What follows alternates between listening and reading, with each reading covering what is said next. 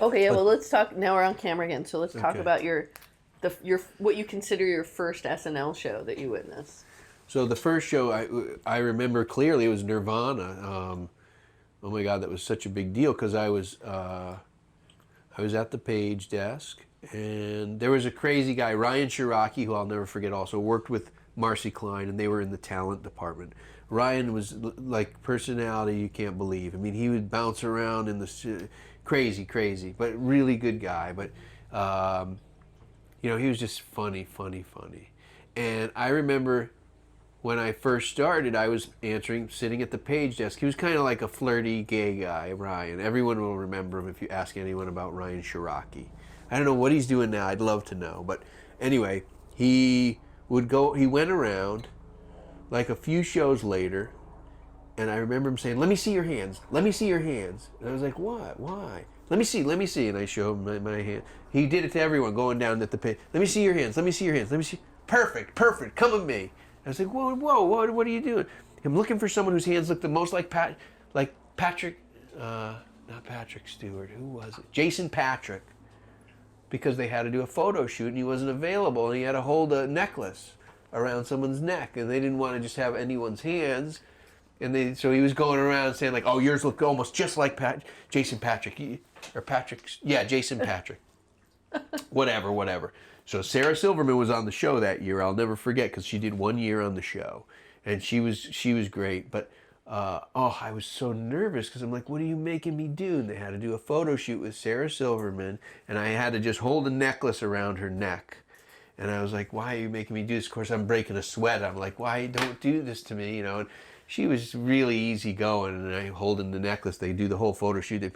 And Sarah says to me, "Oh, I feel so safe in your arms." It made me like twice as nervous. I'm like, "Stop!" Like they're not shooting my face. They were just shooting. I don't even remember the sketch or anything it was. So my hands were in some sketch that week, and I thought, God, don't ever ask me to do this stuff again. I can't even imagine.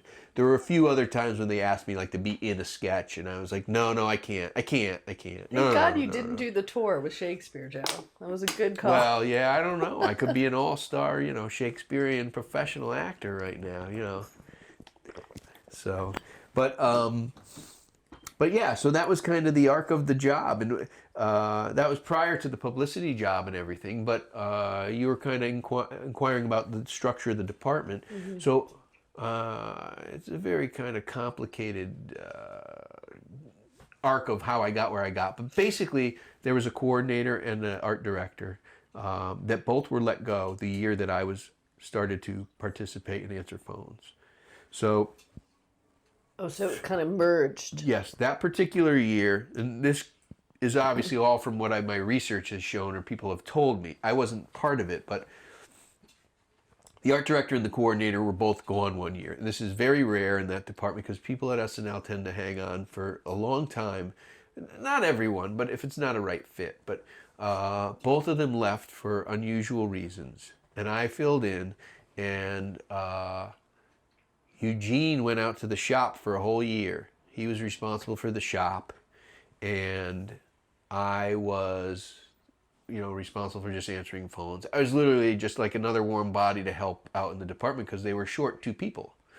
But I did as much as I could, and I remember there would be occasions like on the Wednesday. I guess I should go over the whole week and what the week is Yeah, like. I want to go over But the on whole. on a Wednesday when we have to draw the show, I was the guy making the copies of the drawings, making sure the paper was there and all the pencils and communicating, getting research. I actually would have to go to the library on Wednesdays. There was a photo library in Manhattan, and I would take all the scripts with me, and I'd go and I'd research whatever I could. But the photo library provided me with an opportunity to get pictures of whatever, Victorian mansion, or I would look at the scripts, and a lot of them were basic. Sometimes I actually had a camera, and sometimes I would take pictures of certain things. But remember, this was pre-digital, so like photos would never. I'd have to get them developed. There was no like instant. Here's a picture of H&R Block. I remember there being an H&R Block or like a tax during tax time once, and they needed one of those quick H&R Block pop-up things, and I thought, how am I going to get them a picture of this to them? Like, I don't know. I have to go take a picture and then go get it developed before they even get to drawing Wednesday night. So there was no internet. I mean, there must have been, but we weren't set up like that then. I don't even remember. All I know is my resources were books, magazines, whatever I could go take a picture of and get it developed, or the photo library. And Wednesdays I would come in early and I would do all the research for all 40 scripts, potential scripts to be picked, when in the end only 12 would be picked. So I built over time basically like file cabinets with black and white Xeroxes of various types of buildings. And in doing that, there was some in place when I started, by the way. I didn't do it all like my invention, but there were some and I just built on it. I remember there was really like just a manila folder that just had a lot of pictures in it. And so I slowly built a little library that was quickly extinct once the things like the internet came along, but it had like fast food restaurants in it. It had images of whatever I could get. Sometimes I'd see stuff in a magazine and I'd realize we should keep this, and tear out the pages and I'd put them all in, like mansions, or like, you know, remember, some of the unusual architecture is nice to have a photo reference when you're designing from. And some of the other stuff, actually, to be honest, was easy to just let it roll, because the guys knew, like, you know, what a residential living room looked like. They didn't really need research for that. Eugene and Leo and Keith had done thousands of, you know, hundreds of them anyway, over the course of the show. What about the game shows?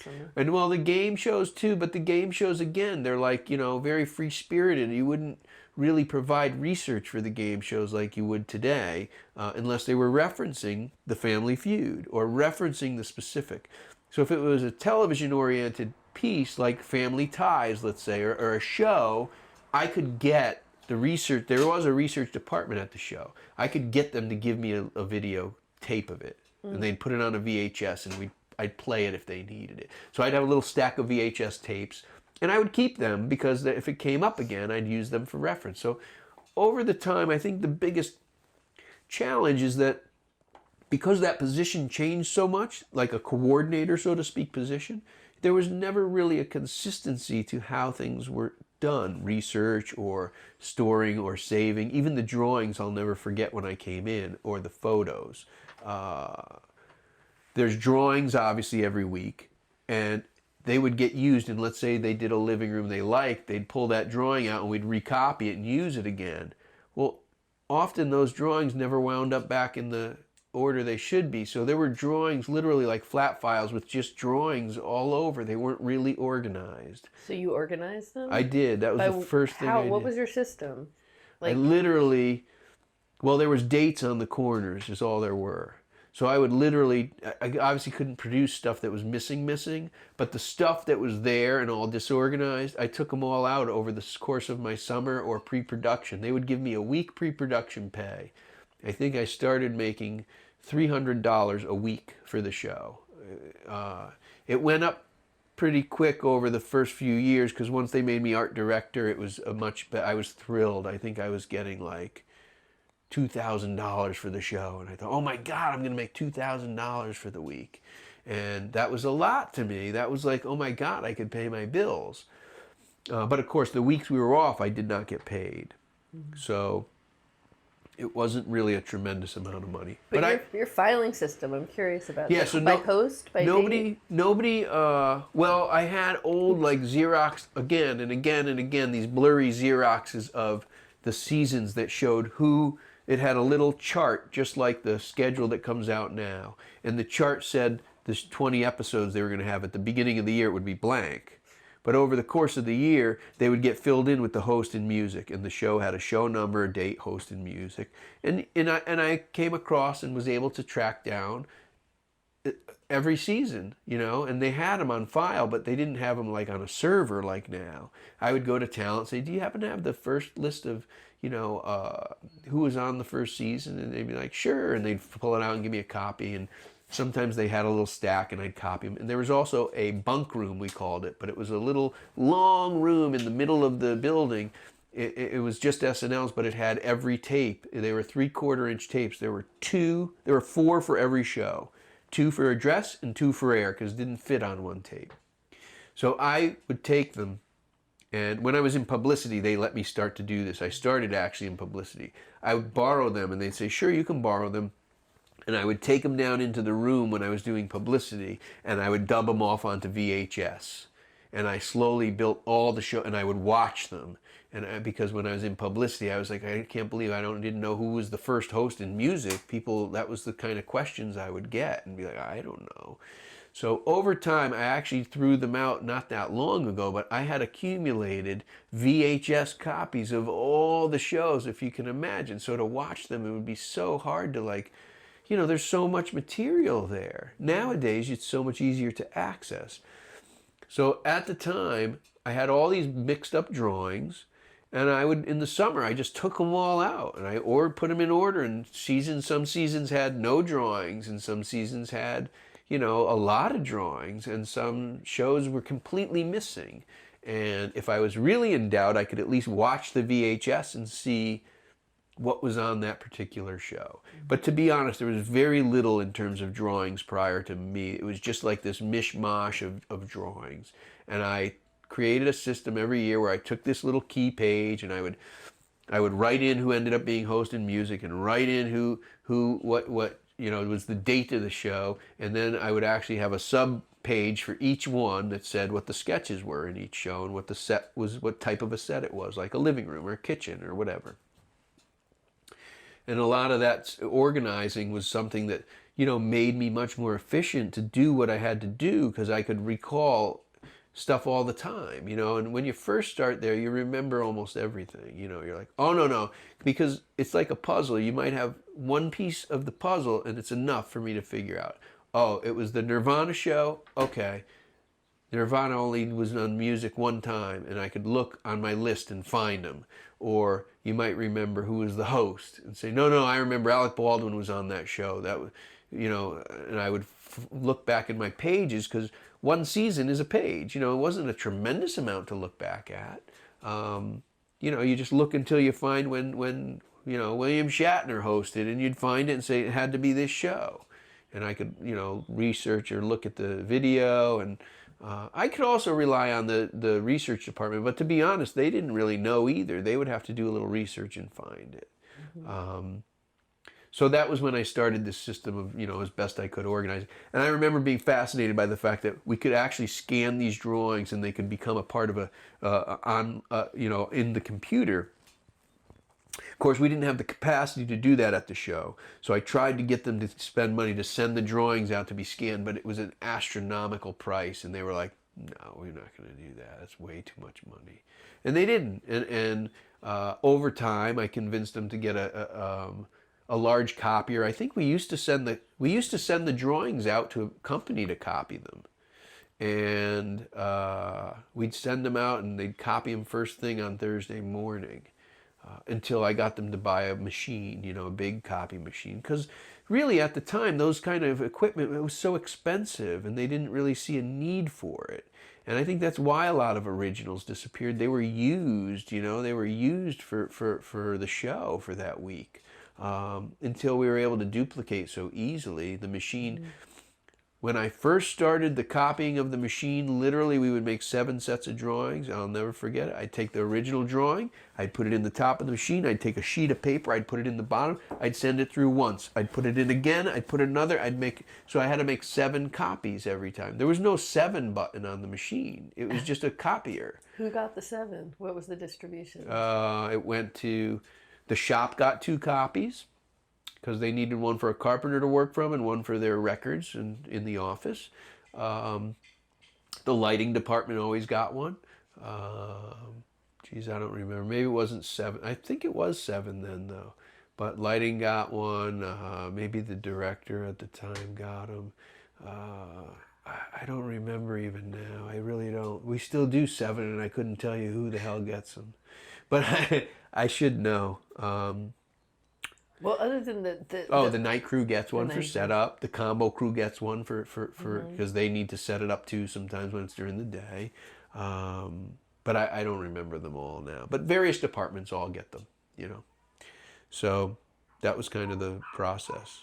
And then the reference photos is a totally separate library that you started to expand and enhance so that you could pull references of like Victorian mansions. And how'd you organize that? It was alphabetical by style as best I could. There was no real, because there's so much crossover, and I think you realize quickly, especially when building a database of some sort, you have to be consistent about how you label things.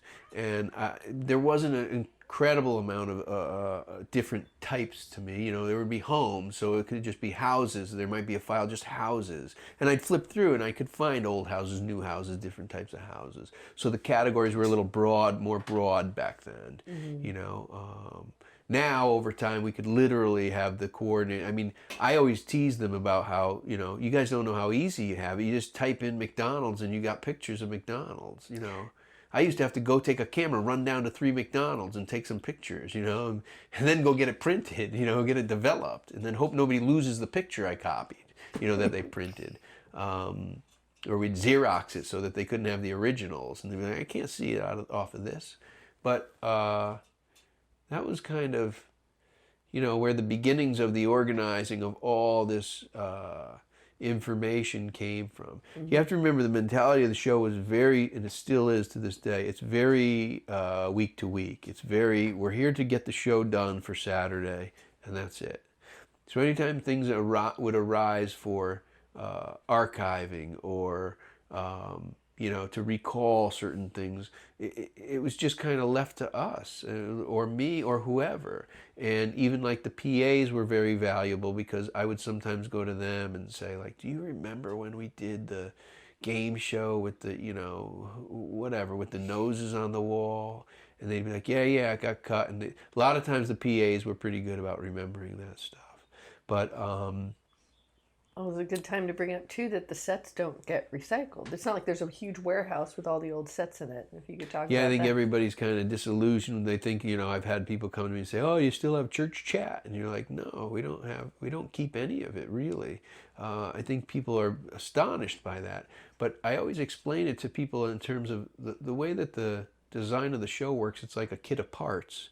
And if you study architecture and you realize what your kit of parts is, just like a window and a door, and the pieces and parts to the sketches, to the sets are individual, and they can be reassembled. So if you look at the back of a set on a movie, you'll see that they built a huge wall for a bar room. But for SNL, it's built in sections, and they have to be manageable because, of course, we're back to that same idea. Everything has to go in an elevator and be brought up 8 floors and reassembled.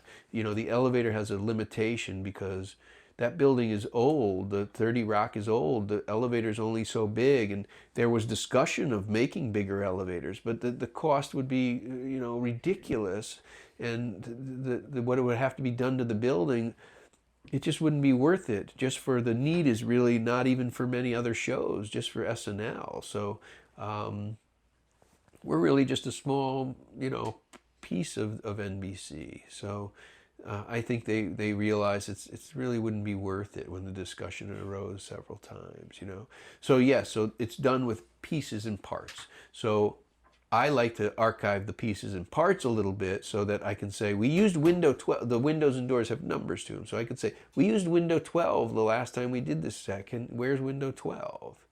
And sometimes it's gone. There's no window 12. And you're like, well, why? Where? Well, we reorganized last summer and put them in order. We had no window 1, 2, 3, so they got moved and changed the numbers. And you see, like on the side, we write on the little wood side of the thing in big black fat Sharpie or paint sometimes, window 1, window 2, window 3.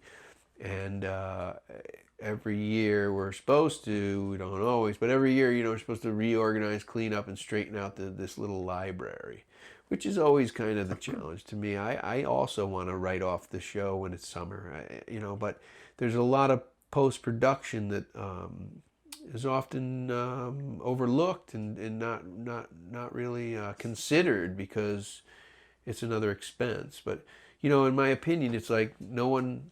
My grandfather is famous for saying, no one plans to fail, they fail to plan. He used to always tell me that. I said, yeah, you're right. A little planning in the summer goes a long way, because if I can straighten out the warehouse every summer and organize everything, when we start off the bat, it's easier to put your pieces together.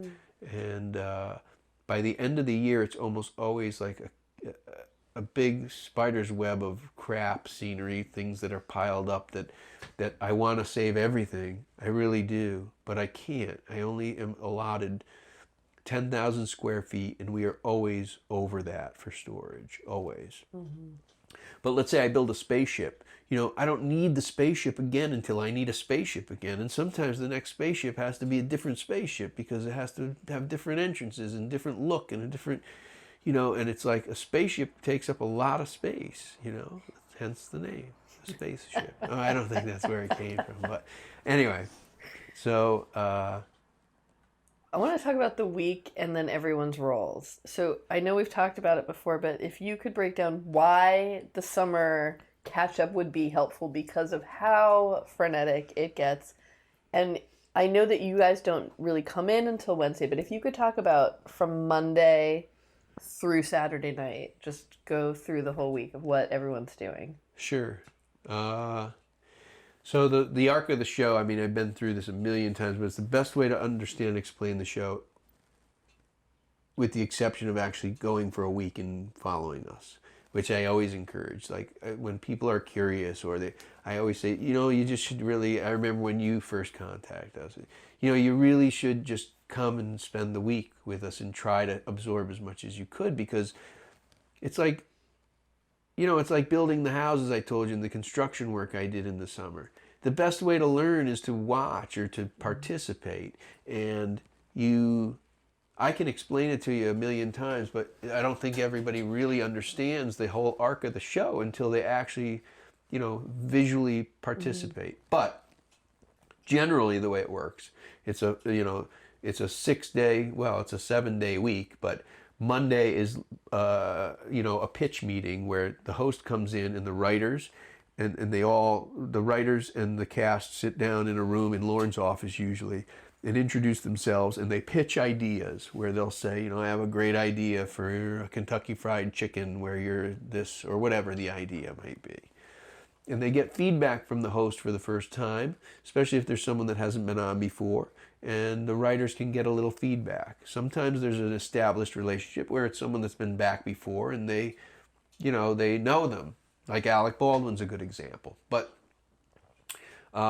pitch meeting, it's always, the history of it is very interesting, because you'll hear other writers and cast members talk about it and how it's kind of like a funny show. Sometimes they'd pitch ideas, crazy ideas, and they'd never even write them. And then sometimes they'd not pitch and pitch old stuff and write something else, but it's just a formality in terms of getting to meet the host and see if you can get any feedback from them. There may be something that they don't want to touch in terms of a sensitive subject or something that's current, and God knows, if they're currently in the news for something strange or something controversial, they might say, listen, I don't want to do a sketch about that. Okay, so that's Monday. And then Tuesday, the writers are responsible for writing.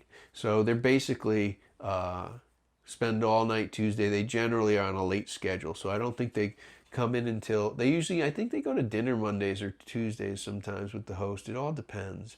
And I don't know because I don't participate until Wednesday. But Tuesday is writing day. Scripts are due Wednesday. And that's when most of the production staff comes in to participate. So of the written material, there are approximately 30 scripts ready on Wednesday morning. And they print them out in an order, 15 and 15 roughly, it varies over the weeks. And we will get a stack of scripts. Some people do it on their tablets, but generally we still have the paper scripts. And there's about 30 scripts. And we come in Wednesday, 3 o'clock. And read-through is supposed to start. Everyone sits in the read-through room. Around the table are all the cast members. The host and Lauren sit at the head, and they read. We read the scripts, basically like a cold table read, like any play or theater would do their pieces. And all the production staff sits around them. So it's a huge packed conference room with everybody. So wardrobe is there, and makeup is there, and special effects are there, and sound effects are there, and everybody. And they get a sense of when they read the script, they'll get a sense of what the sketch is about, and they'll well, I'll write my little notes. Oh, you need to jump out of a window here, and I'll put a little note on it. Or there's another part of the sketch where they crawl under an air conditioning vent.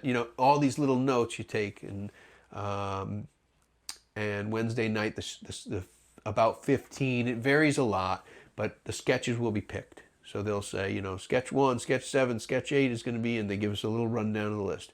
And they'll be like sketch 12 is going to be a pre-tape, so that's a different thing altogether. It's going to be done by a different team for a pre-tape. And the picks are made Wednesday. And then everyone goes home. Well, then we lay out the drawing we have a blank ground plan of the studio, and we lay out with Don, the director, where all the sets will play. And sometimes we'll contribute our opinion about maybe it would be better to put a set here or there, and we'll come to a conclusion that, okay, maybe yes, maybe no, and for whatever reason. Lay out the studio. The writers and cast members come in and discuss each of their sketches, or are supposed to. Some are better than others about coming and sharing what they want, and some of them entrust us with, it's fine, we don't need to talk to them, it's the living room, whatever. But we like to ask them more specifically or show them pictures. You like this living room we did last time? We could do it a little different, but maybe different textures, but the same layout works. And Don will tell us where he wants the doors or windows or whatever critical elements. And after that, we go to work drawing it. Everyone goes home, and we draw the show by hand still with a pencil. Like, not everyone works that way anymore. Very fewer and fewer people. But we draw the show by hand, and then we duplicate the drawings, and we kind of split up. The team consists of 5 people and a coordinator. So there's 4 production designers: Eugene Lee, Leo Yoshimura, Keith Raywood, and myself. And we have a new person. This is the very first time, that our department has grown in years. But Charlotte is our graphic, dedicated to graphics for the set, and she does some coordinating as well. And then we'll have a coordinator who's responsible for a lot of the residual stuff: copying drawings, getting research, and overseeing usually 2 interns. When I first started, it was really just the 4 of us: Leo, Keith, Eugene, and myself. Partway through, I encouraged the show, or convinced the show is probably a better way to put it, to let me hire a couple interns. So that was helpful because they were free at the time. Now we pay them, but it was almost like free help, and they learned, and it was a good internship.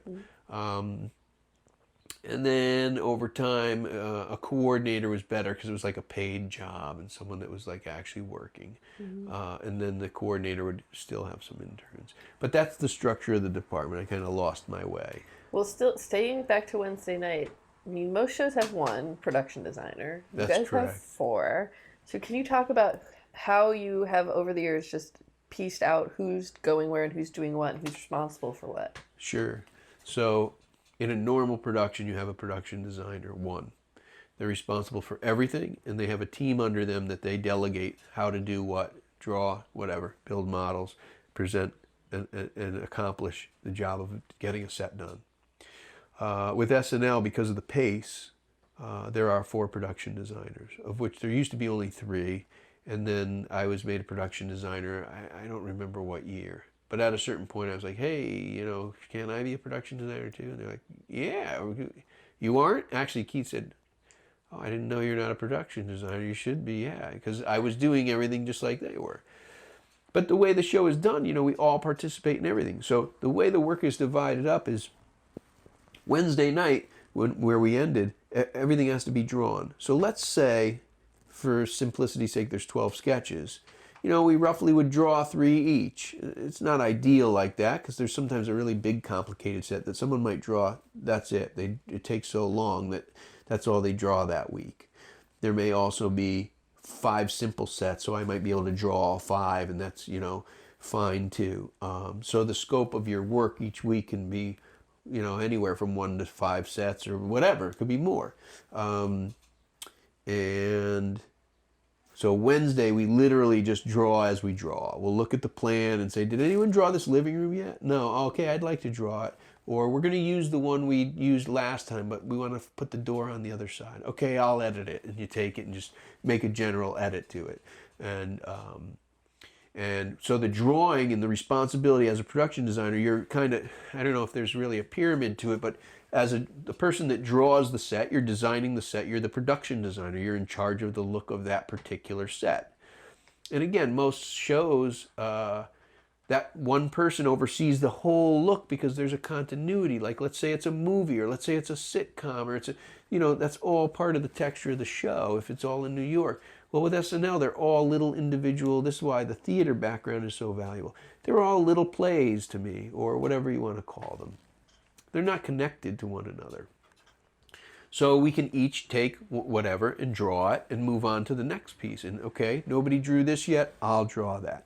So we all do the drawing, and we turn to our individual coordinator and even Charlotte to help with the research and say, can you get me a little better picture of a circus tent for this particular one? I think this research is a little antiquated, something more modern or whatever. And they'll get us some more research, and we will look at that and we will design from that. But then on Thursday, we all split up. So on Wednesday night, the shop comes and picks up the drawings. But on Thursday, we all go our separate ways. Eugene and Leo, actually, they stay in the studio. They don't really go elsewhere, but they stay in the studio and they oversee the actual rehearsal.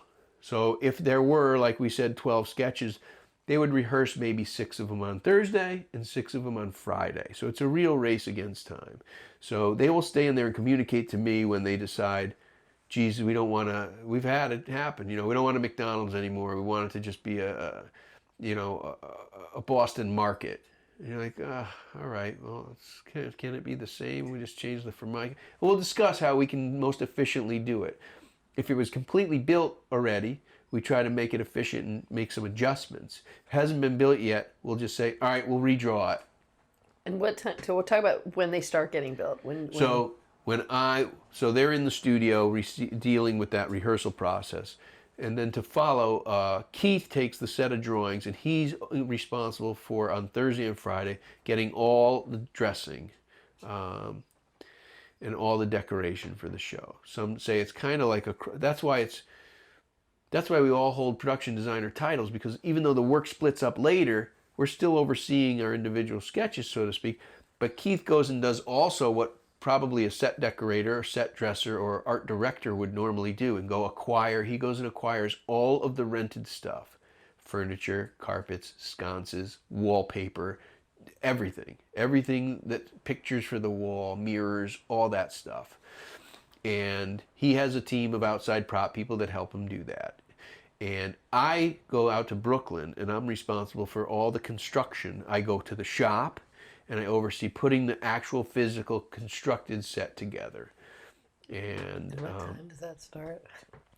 I go in we finish the drawing usually Wednesday nights at about midnight 1. It varies. Sometimes it's been later, sometimes it's been earlier.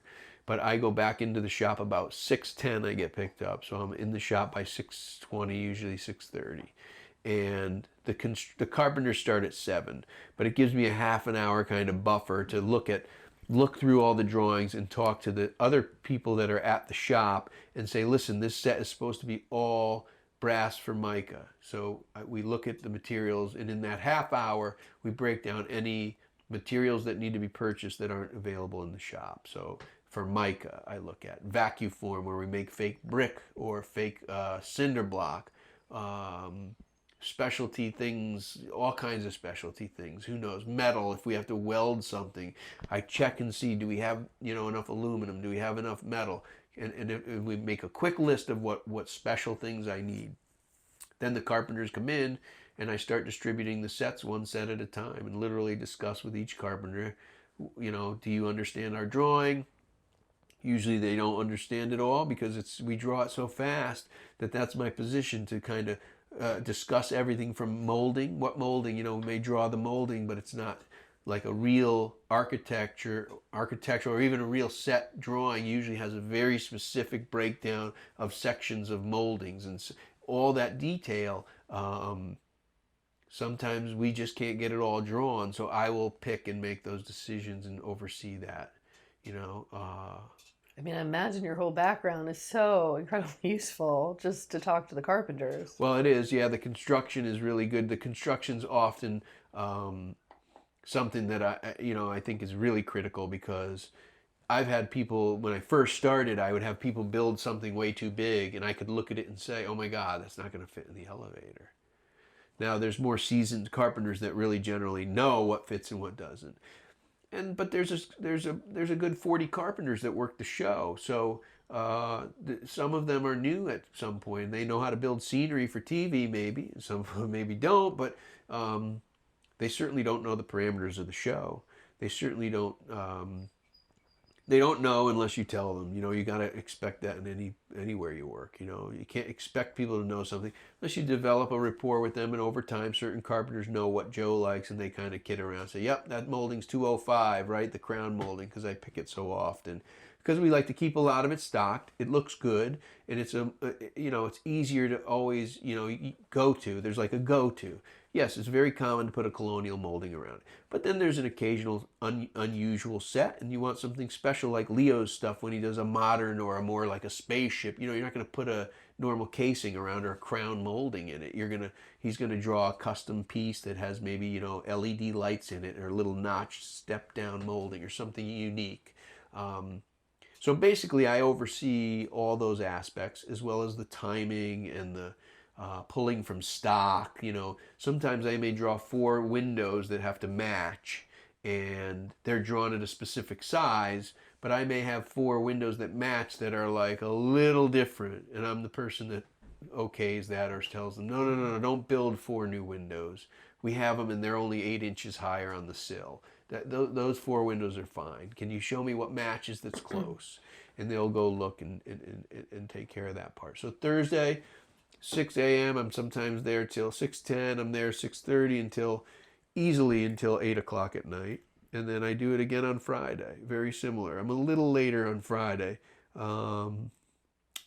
because everyone's tired and they don't really get in as early. But 7 o'clock's the call. So, if I show up it depends. It really depends on the week. But generally the same schedule, and late Friday, we're there till we're done Friday, like till the shop is done constructing the show on Friday in terms of from the shop, most of the time.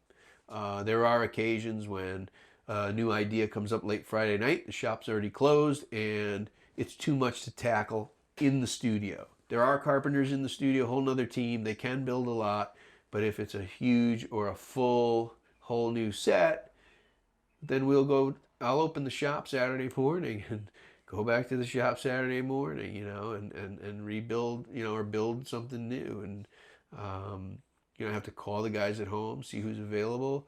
They get a little crew together, say how many people. Well, I don't know, we didn't really draw it yet, but I just got word we're going to make a new living room and they're adding a sketch. And that's basically the arc of the team. And the new person, Charlotte, who's wonderful, but she spends all day Thursday and Friday communicating to us about if we want graphics on the set. There may be like, for example, a Morning Joe is a good example. It's a news set, and it's generally like, the real set, I believe, is all monitors with all these moving images through them. Well, we can't really accomplish that too well on the show in 2 days. So usually we'll make we'll basically make our version of it. And we may make a wall with plexiglass with all these divisions in it to look like monitors. And she'll generate all the graphics to stick into the set. So instead of having moving images, they may be a still of, Morning Joe in the image, depending on our research or what we ask. There may be a set like a classroom, and if we want some artwork on the walls for the classroom, she could generate that for us. Or I think you get the idea, like specific art. Let's say there's a specific reference to a painting of someone with a big nose or something. She can generate that and put it on. Or a cast member, we did a sketch with Leslie where it was all uncomfortable, but there were all these nude photos of her that she had posed for, and the daughter brought a new boyfriend home, and it was like this awkward, I don't even think it made it, but we had to do all these, photos of her and hide stuff, private parts and stuff with flowers and everything, so that it was still manageable. But she'll arrange that art and print it, and she basically is responsible for all the graphic stuff. So that's something we didn't always have. We made do. There is a graphics department other than her. That's Tara and her whole team, and they can generate stuff too. But when it's set dressing, we have Charlotte take care of it all. So we could do a lot more than we used to. Instead of just whatever art Keith was able to rent, we could generate some custom stuff here and there. It makes a big difference when it's a specific sketch. And then the Duratrans is new too. And the Duratrans is a new thing too. So over time, we weren't. We if we had to, we'd get blinds and we'd like kind of put them down in the window if we had trouble with showing what was out the window. We would just say, all right, let's get a blind if it was an emergency or we're shooting off or something, and we'd kind of lower the blind and show as little as possible. But now we do images that look very real, and that's a technology that didn't exist. In fact, we used to print it like a wallpaper and stick it onto a wall and put the wall outside the window, and that kind of imagery out the windows was not something we could reuse because it's one big image out of a big window, let's say, and those flats have to be taken apart. And I reused those flats, so I couldn't have wall and wall and wall and walls of images that actually were all cut up, because you put them back together with a big seam in them. It's not easy to make them look good again. So now the Duratrans are done like an advertisement on the outside of a building. We have a long-standing relationship with Bob Joyce, and he basically is the digital outside company that does the digital printing for us on canvas or on vinyl. And these things are tough and hold up, and we can use them over and over again. So they're like a whole system we created to have vinyl blow-ups of, let's say, trees or whatever's out with grommets around it. We make a frame and we stretch them on that, and that can sit and be placed outside of the windows. So that's a new addition to the technology too. I remember we were there for the finale last year, 2017, with The Rock and Katy Perry. And the cold open, we were out in the shop with you, Right. and they changed the cold open. They wanted it to be all the President's Men reference. That's Can you right. talk about how much you try to make it, when it's a real reference, look like the original, and then balance that with the time constraints? Yeah, that's always. I mean, I think that's the main challenge of the show. You're trying to stick so many pounds in a 10-pound bag, as another grandfather reference. But 50 pounds of shit in a 10-pound bag. It's like, well, we only have, our parameters are limited, our time is limited, and our space is limited, and our resources are limited. Meaning, if we needed if they waited to write this on a Friday and they wanted, a 1979 Chevy Nova, let's say, sometimes I just can't get one unless the show's willing to pay, buy, whatever. There were cases when they wanted, let's say, like a BMW convertible, and you're like, listen, I would talk to production and supervising producers and say, if you want, I'll get one, but I'm not going to touch a current BMW convertible for under, $20,000. No. Let's use the LeBaron that we have. With certain go-tos, but and then there are occasions where it's very critical to the sketch that it's a certain thing, and we have to acquire it.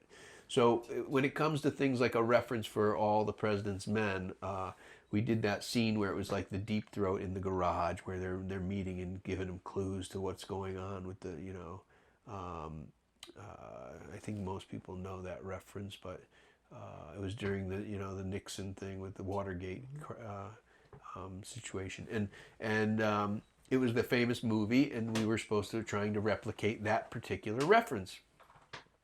Well, it's a big challenge, You basically take a lot of time. You look at specific details. You look at the research, and everyone does it differently. This one particular one, Eugene designed, so we follow his lead, and he was he wanted it to be a certain way, and that's what we did. But we had to play with certain things because he wasn't sure how it would read on camera, and it was very important to him that it looked a certain way. So we actually made the photo blow up custom of the garage area, and then we made real columns to represent this garage. It was like a parking garage, And the perspective was a challenge because when you do a blow up of a perspective, when you cut from different cameras, you distort the perspective. And we actually, for the first time, had the Duratrans made in a rush and sent to the shop so we could set it up because he wanted to see it. And it was the cold open, and it was important to him to see it that way. So we set it up. We built columns. We put them in place, and I believe the columns looked a little, they were, all 4 columns were the same. And I said, Eugene, maybe we ought to make the upstage columns a little smaller, then it'll help our perspective. And he said, yeah, that'd be great. So we had to build them over again. And the process, I guess, I hope I'm answering what you're asking, but the process is different for every situation. But you try, given the parameters, you try your best to duplicate what is what we're trying to suggest. And the show is pretty forgiving in terms of that, because you have to remember, and I look at it this way anyway, maybe not everyone does, but it's a comedy show. Like, we're not looking for historical accuracy always.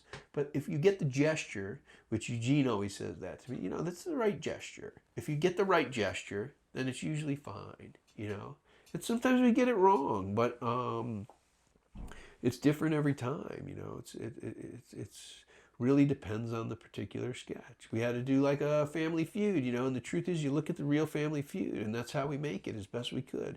But you could never make the real Family Feud in 8H. The real set is enormous. So, you shrink everything down, and people get it. People get it. It is comedy. It's not, history, like I was saying. But I always call it like paraphrasing. You have to kind of paraphrase, like you take what we're trying to accomplish and we paraphrase it so it fits in the little space we have to work with, And we usually get it right. We usually do. I mean, What I want to know about, I remember specifically with that, you had a car in the shop you had to modify. Oh, so you yeah. had a bunch of people working on it, and then it got cut. Cut. So can you talk about just how do you deal with working so hard on something that doesn't even we do it every week. So I think people don't realize this either, but let's say there's 12 sketches in the show. The last show is a good example, the Tina Fey, Nicki Minaj show of this past season. I don't know whenever these people are watching this, it might be the past season or the past season or past season, but whenever it was, we produced a certain amount of show, and it was a lot of extra show. Now, the gauge for how much show to produce has a lot to do with just basically the producing team and what Lauren feels he wants to. Sometimes you want to have a little extra material because you don't know what's going to stick, what's going to do well, and what's going to maybe not do so well. So the level, and also sometimes the sketches grow. If they write some more pages, all of a sudden the sketch is another 2 minutes or 3 minutes long. You may pick a certain amount of timed sketches, but when they grow, all of a sudden you have like an extra 30 minutes of show. So not everyone knows this, but 8 to 10 o'clock at night on Saturday, we do a full show. And it's not always 8 to 10, it's 8 till whenever. But it's about an extra half an hour of show. Sometimes an extra 40 minutes of show. So when that's produced, the full audience comes in, the whole show is done full speed like it's the real live show and everything. But it is really just the test, the very first test. So when that show is over, there are 2.5 hours. No, there's an hour and a half. To get our changes and make adjustments to fit the hour and a half schedule, in which case they bring in a whole new audience and do it all over again. So on that finale show, there were 4 full sketches cut, and 1 beat of the royal wedding sketch was cut. There was an intro to a sketch that was just a person at a news desk. Another factor. We may do 12 sketches one week, but sketch 1 might have 6 sets to it because they start at a news desk and then they cut to someone over here in a classroom and then they cut to someone out on the street doing this and then they cut to that. So there could be sketches with multiple sets, and then there could be sketches, all the sketches could have just 1 set. It varies dramatically because there's just really there's no rule for, what's going to be chosen or what's going to be in. You just don't know. It's whatever they write. We're here to accommodate.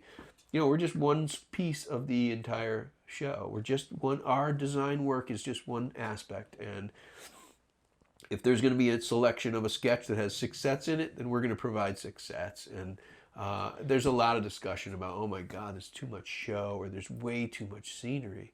But we aren't in charge of that part. We just make it fit as best we could. We try to make, communicate the gesture or communicate the necessary elements and take it from there. But it's so, it's the best word to use. It's such a frenetic kind of, I don't know, living, breathing thing.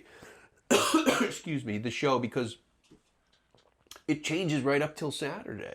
We get requests last minute to say, we really would like to do this also. We'd really like to do this. Okay, we'll see what we can do. We'll do the best we could, or we're not going to use this part. Okay, or we don't want that. And that's our job, that's how I see it. We're here to reinforce or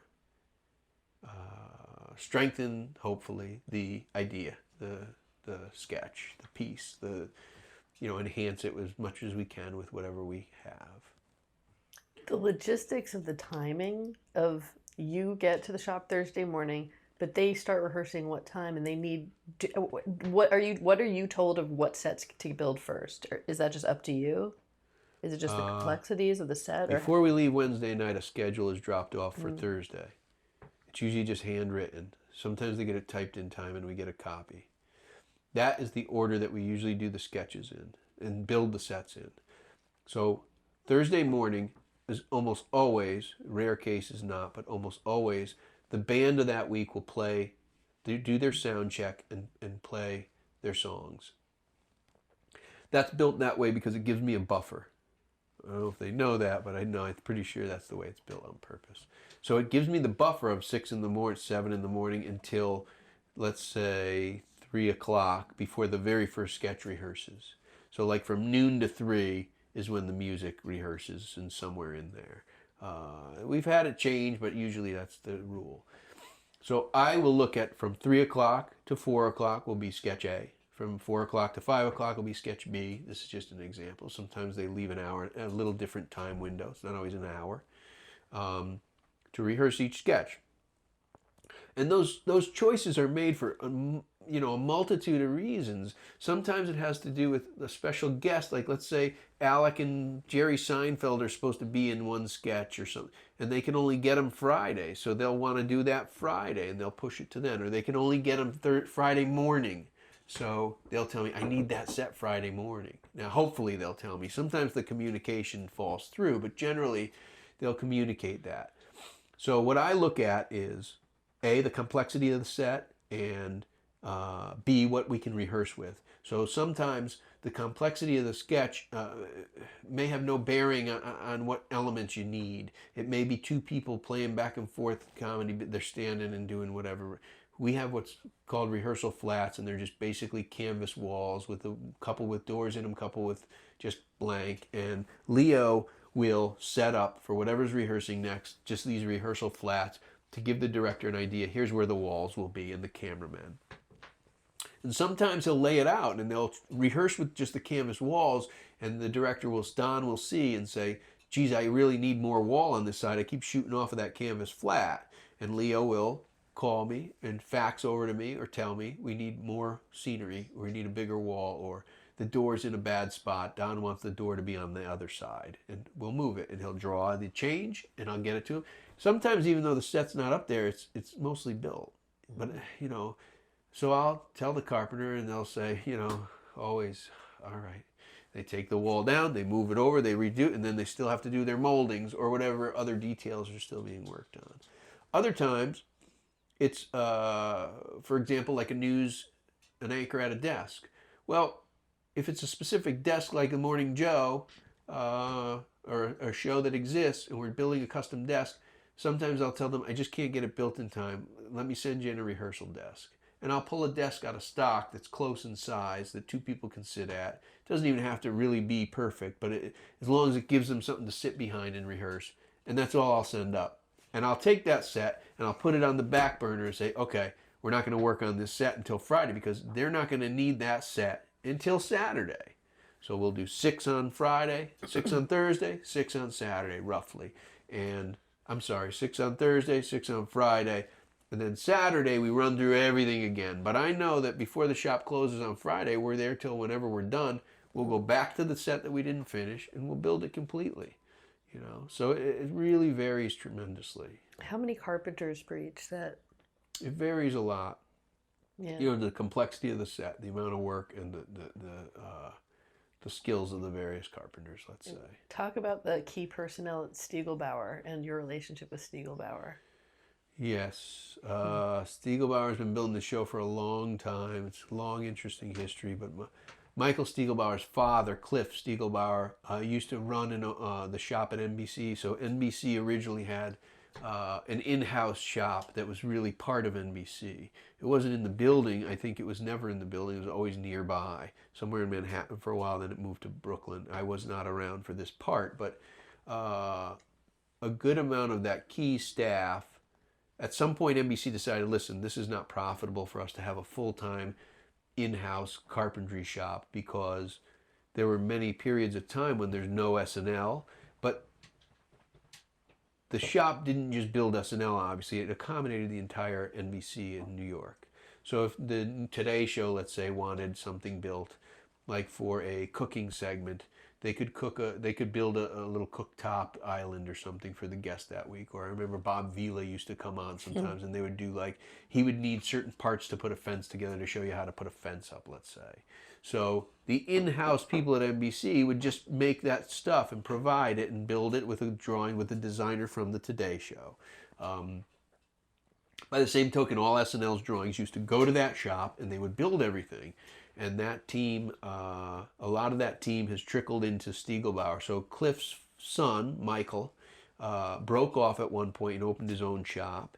And when he did that, I believe he didn't get SNL right away, but he got it like the following year when NBC decided we're not gonna pay for a full-time staff, all these people.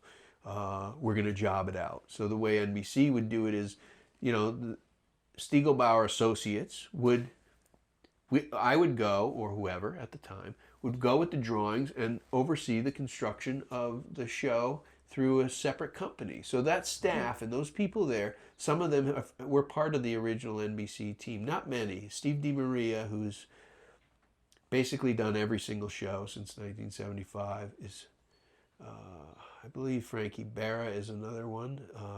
It was Demo? Is that Steve DiMaria? Steve DiMaria. We call him Demo.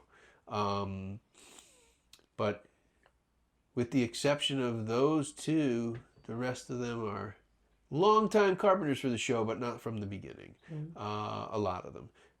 And of course, Mike worked for his father in the NBC shop for quite a while. I believe he was the main person that was responsible for all the metal work. But he broke off and opened his own company, and now Michael basically is our shop for the show for many years. They store everything and they build everything, and they do a lot of NBC work. They do the Tonight Show and late night stuff constantly, and other stuff. So they're their own separate company, whereas before it was a dedicated to NBC only kind of shop. There would be weeks when I first started where there'd be this huge setup for I think they did As the World Turns and Guiding Light.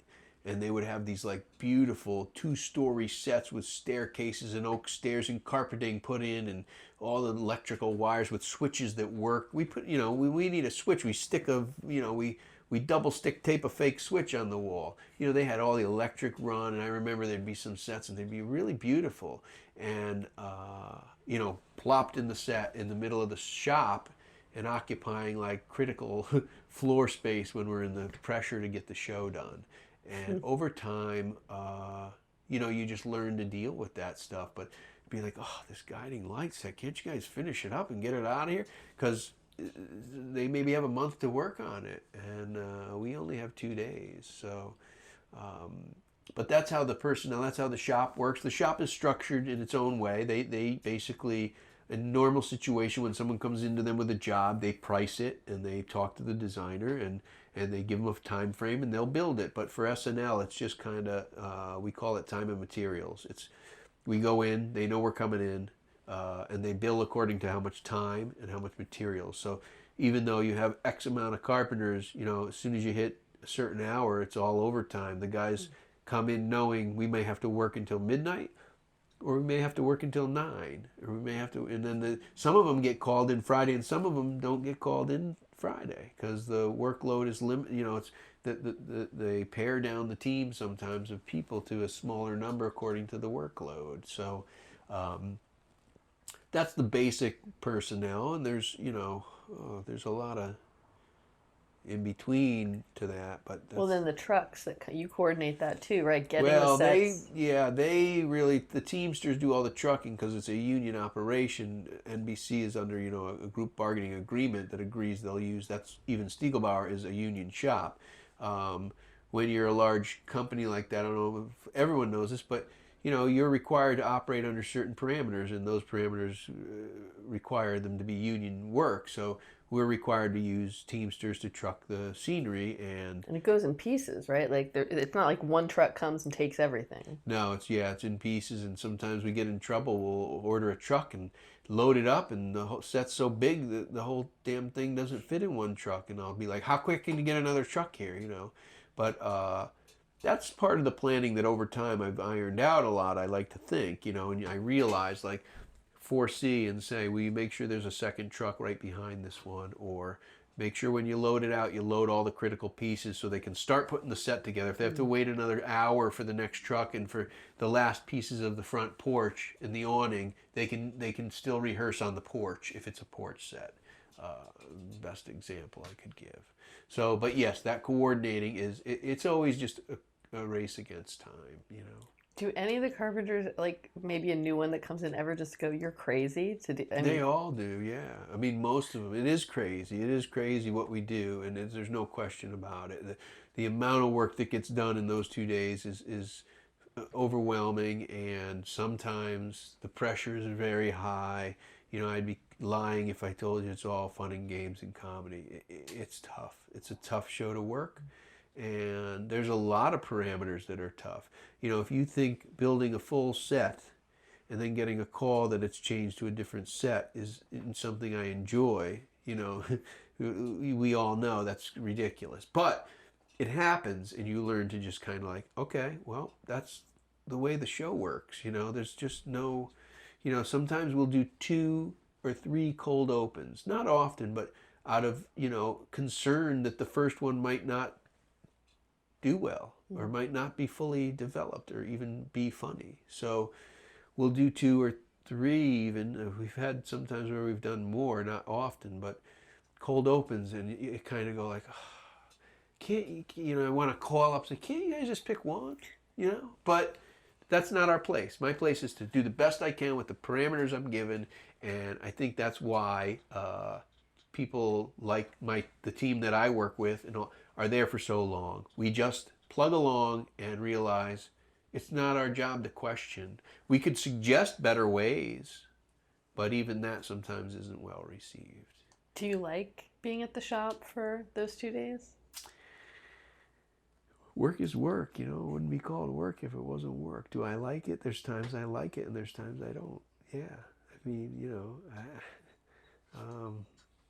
does anyone like their job every time they go in? No. But generally, I'm really lucky to be where I am. I always say some people would work their whole career to be where I am. I'm very, very fortunate to be where I am, and I think there's nothing like it. I don't think there ever will be anything like it because we always say how incredibly expensive the show is to do, how incredibly difficult the show is to do. And if anyone sat down and examined the show and how it's done, they would say, this is crazy. We should do it differently, But part of it is the charm of the show is the way it's done. Part of it is that, we always say, well, geez, can't we get one more day to do the scenery? But one more day just means more complicated, more scenery sometimes. It just means more.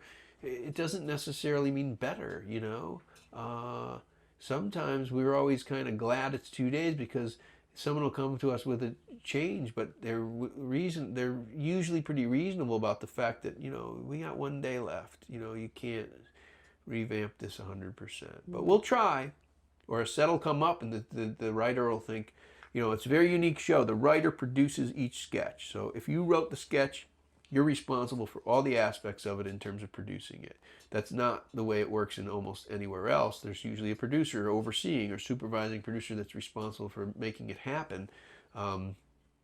on the show, the writers come to us, and some of them aren't as experienced in production. They're experienced in writing, so they learn and they realize more and more that, if you tell us you want it to look like, 1920s, speakeasy or whatever, then we're going to make it that way. But if you change your mind later, it's going to be tricky, and the closer towards Saturday, if it comes in and they look at it and never communicated to us a certain idea, and they ask us to, geez, I really thought it would be more modern or something, you just kind of go, well, you should have let us know that, but let's see what we can do. And we always give it the old college try, we do the best we could, and we got a really, really, really good team all together. The carpenters in the studio, the carpenters in the shop, the scenic artists. I mean, you're only as good as your team.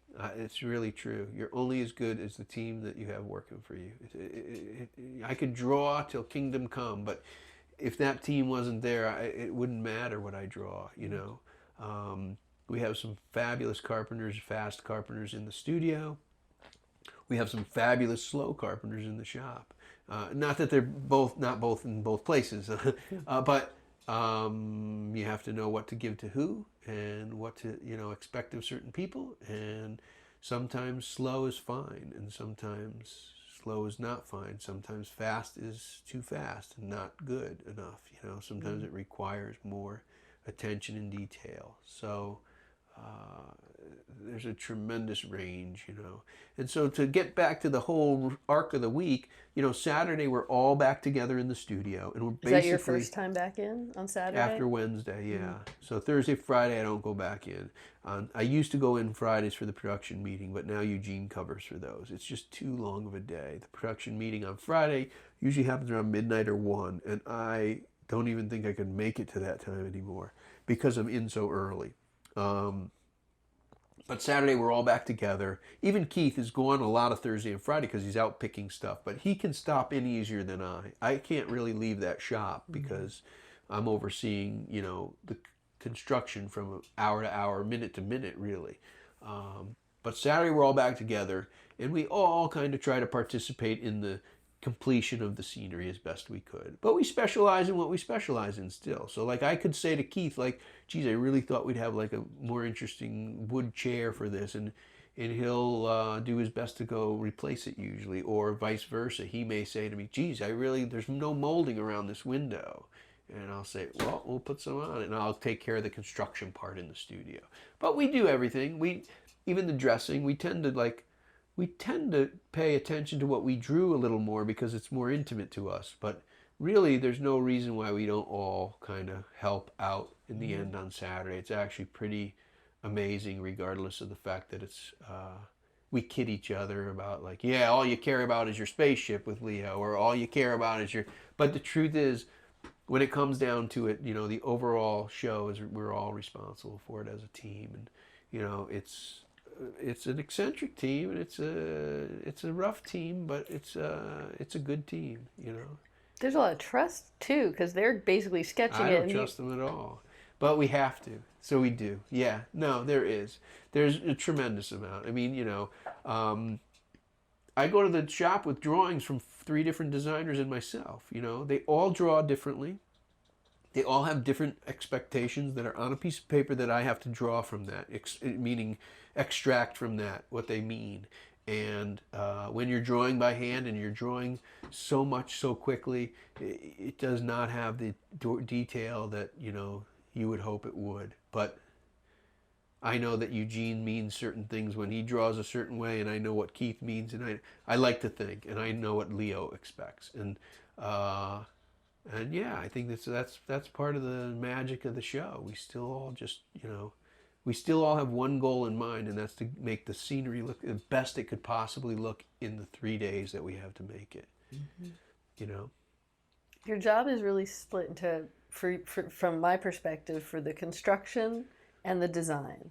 Do you prefer working on one or the other? Or is it all part of the same to you? No, that's just the way this job, that's how the job is. Yeah, it's nice when you get to, it is really nice when you get to just draw, and be the designer that you are. I always say, really, I'm a technical director as well. If you look at the theater, there is another person that does what I do, a technical director. And they're responsible for construction. They're responsible for those details. But when you kind of hyphenate a job like this, it can be more interesting because you're not in the certain, departmentalizing of responsibility in terms of just design. It can become a little more boring, So there is something nice about being at the shop. It's also nice to get a break from being in NBC, believe it or not, because we have this little office that about, and there's no windows in it. It's a windowless floor, and the new people, I always give them a hard time. I say, listen, you better get out and walk around the block at least once a day, because if you don't, you'll go crazy like the rest of us in this department. And they, but it's true, it's there's something nice about being a little more mobile and being able to go to the shop. But it's, a long time I've been doing it. So you just kind of conditioned to that's what I do. That's my responsibility, And I try to make things new and better at the shop. I try to improve things here and there when I can. But when you're working for a show that's been around 43 years, it's hard to make changes. It's hard to, they're hard to institute. But I like to think I have a pretty big thumbprint on the shop aspect of it, and even the overall, what little I've contributed to the organization and all that. That's something I'm proud of.